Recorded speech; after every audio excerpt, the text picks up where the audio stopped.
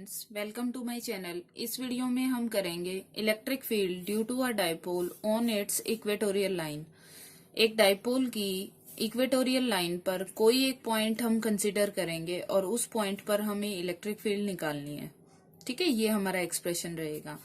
Dipole को represent कैसे करना है, लास्ट वीडियो में हमने बात की थी कि माइनस क्यू से प्लस क्यू की तरफ डायरेक्शन होती है डाइपोल मोमेंट की। तो हम डाइपोल भी कैसे बनाएंगे, लेफ्ट साइड में नेगेटिव चार्ज और राइट साइड में पॉजिटिव चार्ज, ताकि हमें पी को सोचना ना पड़े। ये जो लाइन है जो इसके सेंटर से परपेंडिकुलरली पास कर रही है, इसको हम कहते हैं इक्वेटोरियल लाइन। ठीक है, और ये जो लाइन है इसको हम कहते हैं एक्सियल लाइन। पिछला टॉपिक हमने यही किया था, electric field due to this dipole at a point on its axial line. ठीक है, आज हम करेंगे इक्वेटोरियल लाइन पर पी पॉइंट कंसीडर करके इस पॉइंट पर इलेक्ट्रिक फील्ड इन दोनों चार्जेस के कारण नेट कितना बनेगा उसके बारे में बात करेंगे। ठीक है, डिस्टेंस हम पी का कहां से मानते हैं, सेंटर ऑफ द डाइपोल से, तो ये इसका डिस्टेंस कहलाएगा। इलेक्ट्रिक फील्ड की डायरेक्शन की बात कर लेते हैं, या electric field due to a point charge at a distance x from this charge will be E is equal to 1 by 4 pi epsilon naught q upon x square। हमें अभी तक पॉइंट चार्ज के कारण उससे कुछ डिस्टेंस पर electric field का formula पता है, तो ये चार्ज भी अपने से कुछ डिस्टेंस पर, ये डिस्टेंस कितना लिया जाएगा, ये वाला डिस्टेंस, ये है a। ठीक है, ये है r, तो ये कितना होगा r square plus a square. आप देख सकते हैं ये राइट एंगल ट्रायंगल है, इस राइट एंगल ट्रायंगल में ये परपेंडिकुलर है और ये बेस है, तो ये हाइपोटेन्यूज है। ठीक है, ये डिस्टेंस भी इतना ही होगा। जब हमें राइट करना होगा हम इसको राइट करेंगे। इलेक्ट्रिक फील्ड की डायरेक्शन क्या होगी, डायरेक्शन मैंने पहले भी बताया है कि कूलम्स फोर्स वाली डायरेक्शन ही इलेक्ट्रिक फील्ड की होती है। तो नेगेटिव चार्ज आपने हमेशा इमेजिन करना है कि जिस पॉइंट पर इलेक्ट्रिक फील्ड निकालनी है वहां पर कोई टेस्ट चार्ज रखा हुआ है जो कि पॉजिटिव है। ठीक है, तो ये पॉजिटिव इस नेगेटिव को अट्रैक्ट करेगा, या ये नेगेटिव इस पॉजिटिव को अट्रैक्ट करेगा। अट्रैक्शन के लिए एरो कैसा लगाना है, टुवर्ड्स माइनस क्यू। ठीक है, तो ये किसकी इलेक्ट्रिक फील्ड हो गई, electric field due to minus q. Electric field due to plus q क्या होगा, प्लस क्यू इसको क्या करेगा, रिपेल करेगा। किस डायरेक्शन में, along the line joining the two charges, ये। ठीक है, इसी लाइन में रिपल्शन होगा, तो ये क्या हुई, E due to plus q, और ये क्या हुई, E due to minus q. बस ये बात आपकी समझने की है, बाकी डेरिवेशन हम अभी करते हैं। देखिए, consider a dipole of length 2a and having charges plus minus q। We have to find electric field at a point P which is at a distance r from center of the dipole on its equatorial line। P point पर हमें electric field निकालनी है जो कि r distance पर है, और r distance हमेशा डाइपोल के सेंटर से मेजर किया जाता है। ठीक है, बट सेंटर से तो एक्सियल पे भी हो सकता है। हम कहाँ मेजर कर रहे हैं, इक्वेटोरियल लाइन पर, तो ये P पॉइंट कहाँ लाई करता है, इक्वेटोरियल लाइन पर। ठीक है, तो electric field due to plus q at P, इस प्लस क्यू चार्ज के कारण पी पर कौन सा इलेक्ट्रिक फील्ड हुआ, देखिए ये लाइन ज्वाइनिंग है, तो ये वाला जो डायरेक्शन है ये किसका है, electric field due to plus Q. इसको मैंने ई लिख दिया है, एक्सप्रेशन में आप समझेंगे।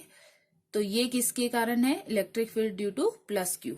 फॉर्मूला क्या होता है, 1 by 4 pi epsilon not source charge divided by distance का स्क्वायर, तो बीपी होल स्क्वायर यहां पर आ गया।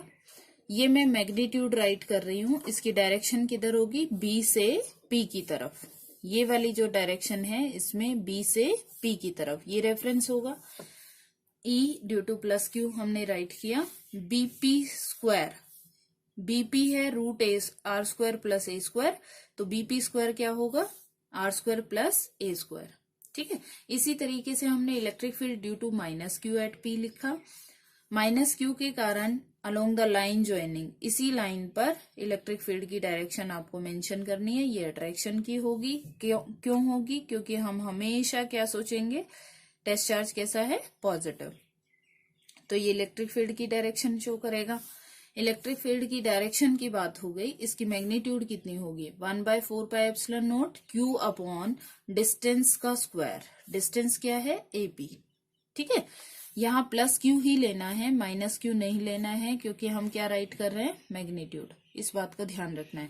डायरेक्शन मैंने यहाँ पे राइट कर दी है, पी से ए की तरफ डायरेक्शन है हमारी। इक्वेशन 1 में मैग्नीट्यूड ये है, 2 में मैग्नीट्यूड ये है, ये ई ड्यू टू प्लस क्यू है, ये ई ड्यू टू माइनस क्यू है। आप देख सकते हैं 1/4πε0 दोनों जगह आ रहा है, क्यू भी दोनों जगह आ रहा है, आर स्क्वायर प्लस ए स्क्वायर, आर स्क्वायर प्लस ए स्क्वायर, ये भी दोनों जगह है। तो मैग्नीट्यूड में ई प्लस क्यू और ई माइनस क्यू क्या हो गए, इक्वल हो गए। अगर ये इक्वल हैं तो इसको मैंने नया नोटेशन दे दिया, कैपिटल ई, इसको हम ई मान लेते हैं। तो इसी वजह से मैंने डायग्राम में इसको भी ई लिखा है और इसको भी ई लिखा है।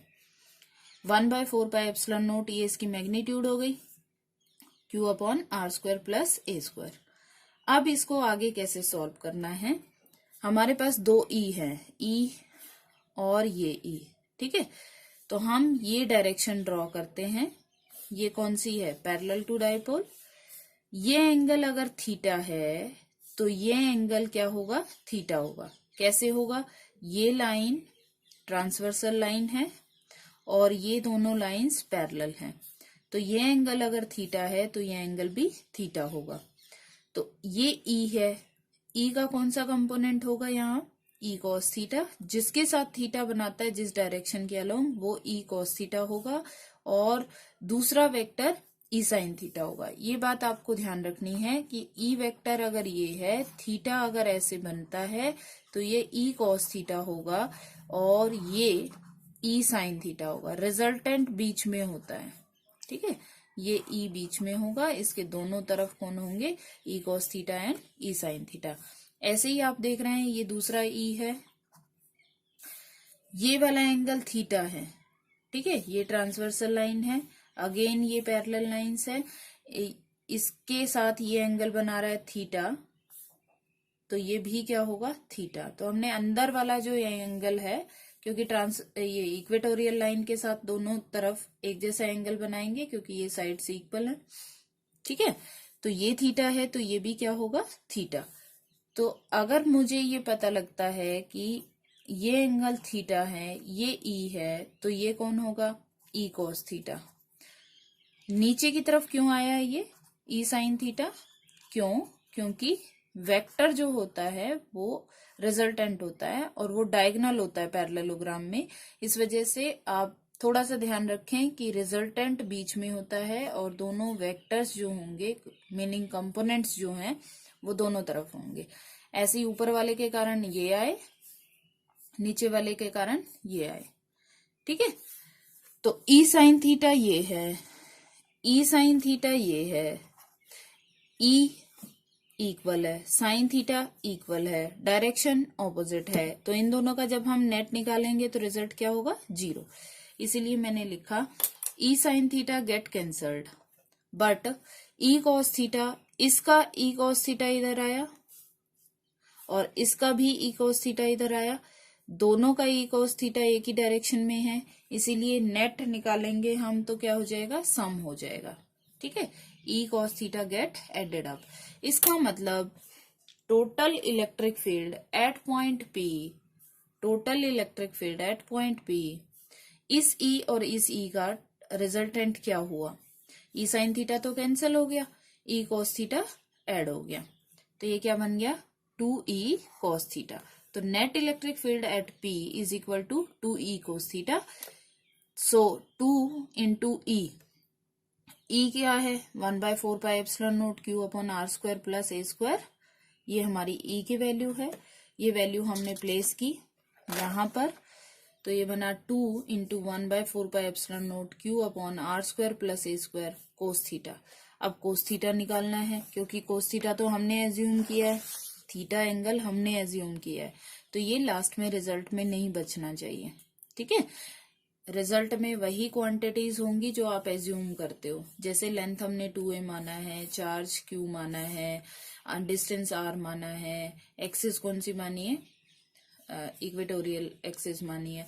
तो हमें ये समझना है कि रिजल्ट में थीटा नहीं आना चाहिए। तो कोस थीटा हम यहाँ से ही फाइंड आउट करेंगे। कोस थीटा निकालने के लिए ट्रायंगल चाहिए, राइट एंगल ट्रायंगल चाहिए। तो ये राइट एंगल ट्रायंगल है PAO, ये क्या है, राइट एंगल ट्रायंगल। इसमें से कोस थीटा निकालना है। कोस थीटा का फॉर्मूला था बेस अपॉन हाइपोटेन्यूस। तो बेस क्या है AO, हाइपोटेन्यूस क्या है AP। यही मैंने यहाँ पर लिखा, AO upon AP is equal to cos theta. So cos theta is equal to AO कितना है, AO पूरी लेंथ 2a है, तो ये कितनी है 2a, A ये और A ये, ठीक है। तो AO की जगह हमने रखा A और AP है रूट r² प्लस a², ठीक है। तो ये वैल्यू हमने प्लेस कर दी यहाँ पर, A upon root r² plus a², Q into 2 into A। ये हमने एक टर्म पढ़ी हुई है डाइपोल के लिए, डाइपोल मोमेंट होता है Q इंटू 2A। तो इसकी जगह मैंने क्या रिप्लेस कर दिया P।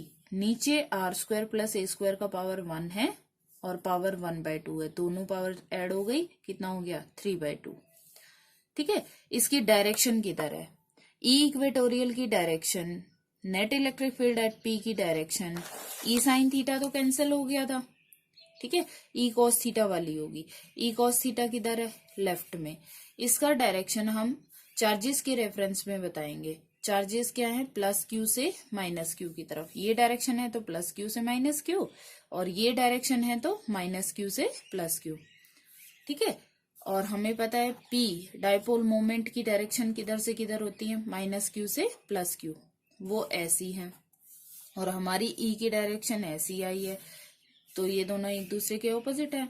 तो हम यही रेफरेंस देंगे, its direction is opposite to direction of P vector which is dipole moment. और डाइपोल मोमेंट की होती थी माइनस Q से प्लस Q, इसलिए E की होगी प्लस Q से माइनस Q। आप देख रहे हैं प्लस Q से माइनस Q, ठीक है। इफ अप्रोक्सीमेशन लेना है लास्ट में, R is very large as compare to A, then A² can be neglected. A² को नेग्लेक्ट कर देना है, ये 0 हो जाएगा। 1/4 pi epsilon naught P upon r² to the power 3/2 होगा। तो 2 से 2 कैंसिल हो जाएगा, ये बना P अपॉन r³। इसकी डायरेक्शन किधर होगी, ऑपोजिट टू P वेक्टर, ठीक है।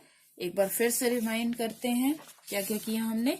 एक डाइपोल लिया, डाइपोल की इक्वेटोरियल एक्सिस बनाई, उस पे P पॉइंट माना, ये डिस्टेंस R माना, ये डायरेक्शन किसकी है E प्लस Q की, ये डायरेक्शन किसकी है E माइनस Q की, दोनों की मैग्नीट्यूड इक्वल आई। फिर हमने इसको कंपोनेंट में ब्रेक किया, ये एंगल था थीटा क्योंकि ये एंगल था थीटा, तो ये कंपोनेंट हमने ब्रेक किया E cos थीटा। इसका दूसरा कंपोनेंट ऊपर की तरफ E साइन थीटा। ऐसे ही ये E है तो ये थीटा, तो इसका एक कंपोनेंट इधर ही आया E cos थीटा, और एक कंपोनेंट नीचे की तरफ E sine theta. E sine theta cancel हो गया, E cos theta net electric field आया, net electric field is equal to 2E cos theta, ठीक है। और हमने E की वैल्यू प्लेस कर दी और cos थीटा ट्रायंगल से निकाल लिया। उसके बाद लास्ट में अप्रोक्सीमेशन पुट कर दी कि R बहुत लार्जर हो A से, तो A² को आप 0 कर देंगे, ठीक है। रिजल्ट क्या आया, 1/4 pi epsilon naught P upon r³। एक बार फिर से सॉल्यूशन देख लीजिए, कंप्लीटली मैटर आपने ये राइट करना है। आई होप आपको क्लियर हो गया होगा। Thank you so much.